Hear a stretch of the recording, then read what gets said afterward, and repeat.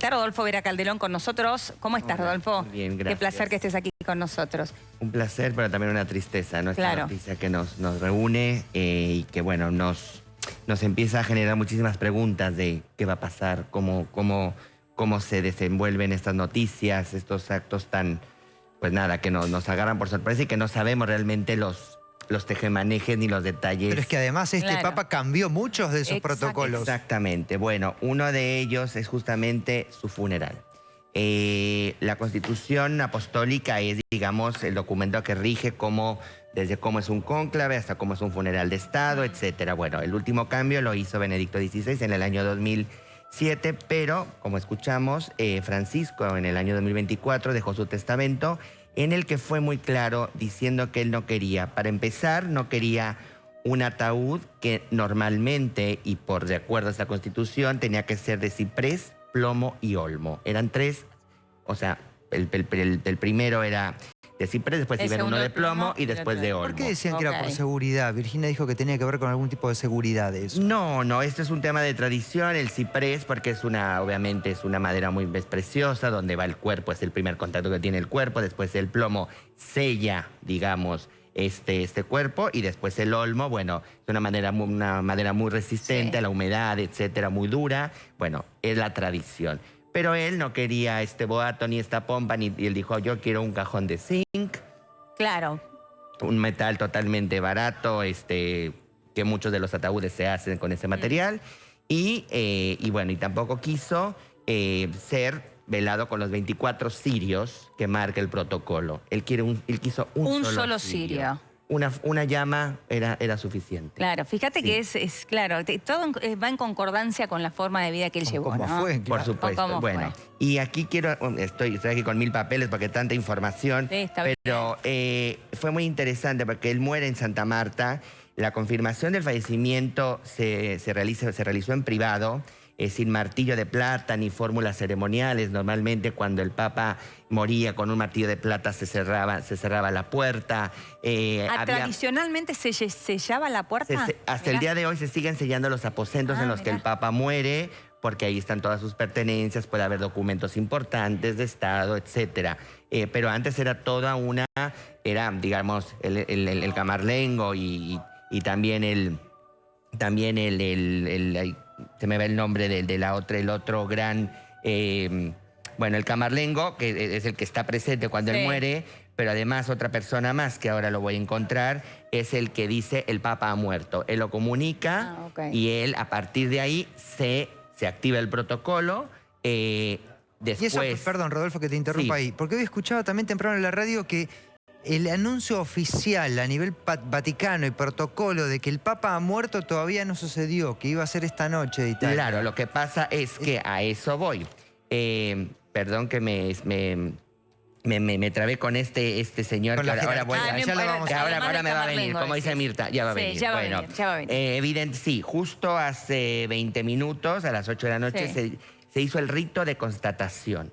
Es decir, que en ese rito se constata que el Papa realmente ha muerto, que el Papa, bueno, ha perdido su vida. Eso se hace en la capilla privada papal y a partir de mañana empieza el velatorio privado también. Es un velatorio en el que solamente asisten los miembros de la iglesia, su círculo más cercano, bueno, digamos, la gente que trabaja en el Vaticano, en Santa Marta. ¿Puede incluir familiares eso? Puede incluir familiares. Es un velatorio como íntimo. Un velatorio íntimo, muy privado. Y ya el miércoles a la 1 de la tarde, todo esto hora de Roma, será trasladado este féretro de que hablábamos de zinc a la Basílica de San Pedro. Y ahí estará el miércoles, jueves y el viernes hasta las 7 de la noche. Ahí sí, para que lo visite el público en general. Para que todos los fieles puedan rendirle sus respetos. Hasta las 7 de la noche, donde se cierra el cajón, porque es a cajón abierto.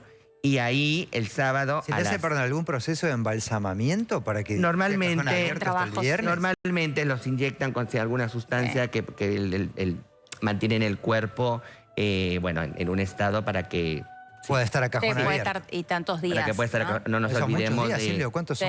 Y estamos hablando de acá al viernes. Sí, de acá al sábado. Sí, el viernes a las 7 de la noche es cuando termina la peregrinación de los fieles, se cierra el cajón, y el sábado a las 10 de la mañana es la misa exequial, junto con 70 jefes de Estado, se calculan, Sí. y 10 jefes de casas reales. Entre ellos va a estar el presidente Javier Milei, que ya lo denunció. Así lo confirmaron. Y ahí se realiza el entierro. Pero en este caso, según su pedido, él no va a estar enterrado con el resto, con los otros papas, Exactamente, ¿no? sí. Él no va a las catacumbas vaticanas. Él pidió estar en Santa María Maggiore, esta iglesia romana, que es una iglesia que data del siglo V. Wow. Y es la iglesia más antigua dedicada a la Virgen en Occidente. Es la primera iglesia dedicada a la Virgen, ¿no? En Occidente. En sí. Occidente, Sí. así es. Y fue la primera iglesia que él visitó después de ser nombrado papa. Claro. Él fue a agradecer y cada vez, ya lo dijeron, cada vez que salía de viaje y volvía de viaje, él iba a dar gracias a la Virgen. Él muy devoto, tanto de la Virgen María como de San José. De la Virgen y de San José. San José no lo Exactamente. sabía. Sí, de ambos. Yo aquí quiero rescatar algo muy importante, que esto es como el estar en este... Primero, no quiso ni lápidas, ni bronces, ni Sí. nada. Él quiso una tumba muy sencilla que solamente diga Francisco. ¿No habrá mármol, Rodolfo, ahí? Como un gesto de humildad, puede ser, o mármol o piedra, lo que me Claro. imagino de acuerdo al estilo de la iglesia. Pero bueno, si nosotros vamos a las catacumbas vaticanas, nos damos cuenta que, bueno, es otra la pompa, es otro el guato, ¿no? Sí. Que comparándonos con Benedicto XVI, justamente, Benedicto XVI era un hombre que adoraba a lo que era todo el ceremonial, Sí, el protocolo. litúrgico. Era un hombre que... Y bueno, él lo defendía siempre como diciendo es parte del rito, del dogma de... Bueno, Francisco no. Francisco es totalmente lo contrario. Los dos respetables. Uno del ala conservadora de la iglesia, el otro del ala progresista. Sí, ¿no? del ala conservadora, pero por un lado no nos olvidemos que Benedicto hizo mucho sottovoce, hablando Sí, en italiano, es cierto. Por abajo, por estas causas que se acusaba De abuso. mucho de abuso. Sí. Hizo mucho también por, digamos, quitarle poder a estos parásitos que, como se le llamaban, Sí.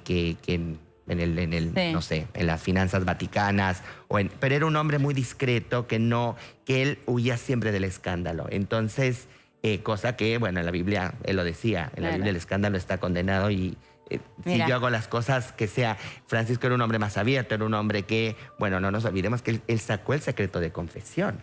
Eso es algo también Sí, es muy importante. Está bien lo que está marcando. ¿Quién fue el que sacó el secreto de Francisco. Francisco. Revolucionó totalmente la jurisprudencia vaticana porque, bueno, cualquier sacerdote que recibía en confesión alguna aberración como estas, tenía la obligación de denunciar. De denunciar, lo contrario a lo que sucedía antes, ¿no? Que era todo lo contrario, no podías hacerlo. Bueno, eso es uno de los avances que se hizo. Sí. Bueno, ahora, Rodolfo... si tienen más, yo puedo seguir, pero bueno, por ahí si tienen preguntas puntuales. No, porque digo, esto claramente está dividido en 2 etapas. Esta es la primera, por supuesto, estamos todos esto es muy reciente, conmocionados por la noticia. Sí. Ahora estamos hablando de, bueno, cuál sería el protocolo habitual y el protocolo Francisco, podríamos decir, en su despedida, que finalmente cerrará el día sábado, como bien nos explicabas vos, y después viene la siguiente etapa, que es de la cual ya muchos están hablando, que tiene que ver con el conclave y la elección, claro, de quién va a suceder a Francisco. Los papables, sí. Antes de ir a los papables, quiero por último dar este detalle. Él pidió en ese testamento que fuera enterrado solamente con una túnica blanca, su casulla roja, su mitra blanca, sobre el pecho los evangelios abiertos, en reemplazo de las insignias de poder temporal, que en su momento... antes se ponía el báculo, la tiara, había escudos, era otro. Máscaras mortuorias, ¿no han claro, sí. ¿Perdón? Máscaras mortuorias, ¿no usaron los papas? Probablemente en el pasado sí, pero bueno, él pidió solamente esto, una túnica blanca, su casulla roja y la mitra, nada más. Nada más. Y el resto... Ahora, él lo despoja de oropeles, digamos, al rito, pero no toca los tiempos. Los tiempos que acabas de contarnos son los mismos, los plazos. Por supuesto que no, y seguramente que yo lo tengo por acá, la misa va a ser algo muy, aunque va a ser austera, va a ser una misa en la que vamos a escuchar al coro de la Capilla Sixtina, seguramente interpretando letanías de los santos, In Paradisum, Requiem Aeternam, bueno, vamos a ver, sí, todavía está esta cosa de del Vaticano que no lo puede dejar No, claro. de ninguna Por el lugar manera, que ¿no? ocupó, digo, más allá de que, claro, esa austeridad propia, el lugar que ocupó hace que sean los 6 días, que esto sea el sábado. Pero bueno, a ver, tienen que llegar a Roma, tienen que llegar 135 cardenales, fíjate. se tienen que instalar, hay que organizar un cónclave, que es un trabajo muy arduo. Eso, perdón, retomo la pregunta de Leonora, ¿no? Con esto. ¿Eso va a ser inmediatamente después del sepelio? No, voy a los tiempos. A ver. El domingo, el sábado es la misa a las 10, a la 1 de la tarde la inhumación en la Basílica Santa María Mayor, y del domingo 27 al lunes 5 de mayo son los novendiales, que son 9 días de misas consecutivas en distintas basílicas de Roma. Los novendial se dice 9 días. Claro, está bien. Novendiales, son, digamos, como estos 9 días de luto. Sí. Como un novenario cuando alguien muere, el novenario que se le hace a la tía que murió. Bueno, lo mismo pasa acá y se va haciendo en distintas basílicas y se cree que a partir del 6 de mayo inicia el cónclave. Claro. 6 de mayo. 6 de mayo. Tenemos la imagen de Santa María la Mayor, que es justamente donde todo esto va a suceder, que bien nos explicaba Rodolfo recién, es la primera iglesia en Occidente en que reconocer hacerla en honor a la Virgen María, especialmente. Es una iglesia imponente también, ¿eh? Imponente. Importante por lo que estamos viendo. La verdad que sí, pero bueno, al lado de... No, es otra cosa, las catacumbas vaticanas que decía Rodolfo. Ahora, encontré el nombre. A ver. Ay, te habías quedado con eso. No, el camarlengo, porque son dos figuras muy importantes en este momento que vamos a ver. Primero, el camarlengo, que lo ocupa el cardenal Kevin Farrell. Él administra el Vaticano y verifica la muerte del Papa. A partir de ahora, él es el responsable de la Santa Sede, para que se entienda. Muy bien. Tiene una figura administrativa. Claro, queda un poder transitorio ahora. ¿Quién está ejerciendo? Esta es la sede vacante. Y la sede vacante la ocupa el camarlengo, que es este cardenal. Y por otro lado, el protodiácono. Ese es el que no me venía. El protodiácono, que el protodiácono es el que anuncia el Habemus Papam, ¿no? El que todos recordamos. El que todos recordamos. ¿No? Que dijo José María Bergoglio, Habemus Papam. Claro. Él anuncia públicamente la elección del nuevo Papa y su función es más ceremonial, más litúrgica, y está ocupado por el cardenal luxemburgués Dominique Mamberti. Bueno, eso lo quería aclarar, pero digamos la figura más importante, todo recae ahora en manos del camarlengo, es el que toma las decisiones, es el que organiza el cónclave. El cónclave, no olvidemos que es esta especie de... pues que los cardenales se aíslan. Se encierran. Te pido un segundo para que ya nos metemos en el cónclave, pero tenemos aquí el testamento del propio Papa Francisco, que justamente habla de Santa María la Mayor, esta iglesia que estábamos viendo, y dice: mi vida y mi ministerio sacerdotal y episcopal los he confiado siempre a la Madre de nuestro Señor, María Santísima.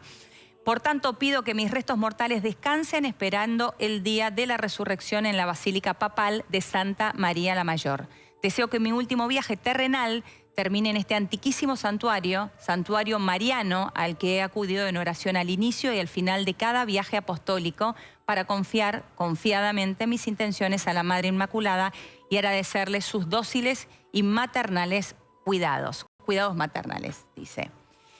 Pido que mi tumba sea preparada en el nicho, en el pasillo, entre la Capilla Paulina, capilla de la Salus Populi romana, y la Capilla Sforza de dicha Basílica Papal. Elige el lugar también donde va a querer estar depositado. Y fíjate que dice, indicado como en el anexo adjunto, evidentemente adjunta un anexo que muestra específicamente dónde quiere que sea, ¿no? Sí.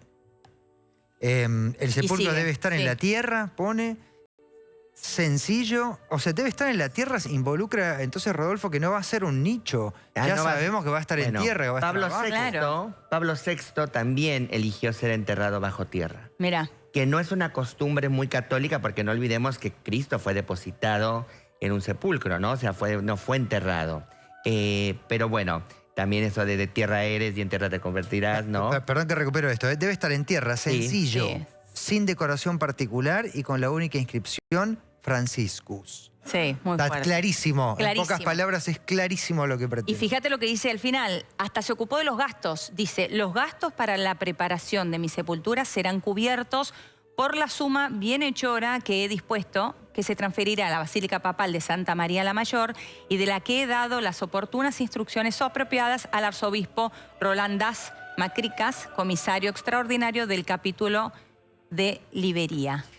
Perdón, es impresionante. Antes de continuar, todos los papas se han ocupado de esto, los que nos ha tocado ver a nosotros, Rodolfo, Diego Ratzinger y Juan Pablo II. ¿Se ocupaban tan puntualmente de ver quién iba a pagar su entierro? ¿Hacían esto? Sí, a ver, los monarcas también. A ver, el papa, no olvidemos, es un monarca, sí, jefe de Estado, absolutista, electivo, por una monarquía electiva y vitalicia.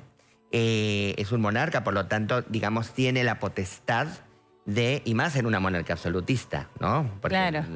No es cualquier, o sea, la palabra del Papa es la ley. O sea, ahí no hay ni Congreso, ni Poder Judicial, nada. La palabra del Papa es la ley, no se cuestiona.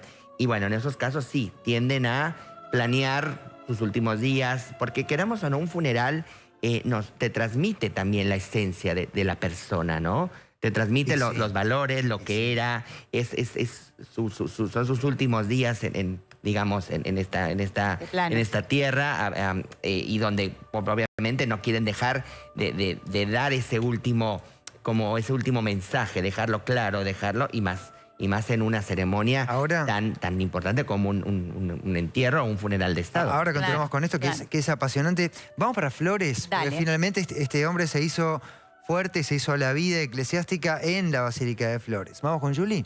Vamos con Juli Salguero. Juli, ¿cómo estás? Buenas tardes. ¿Cómo están los dos? Buenas tardes.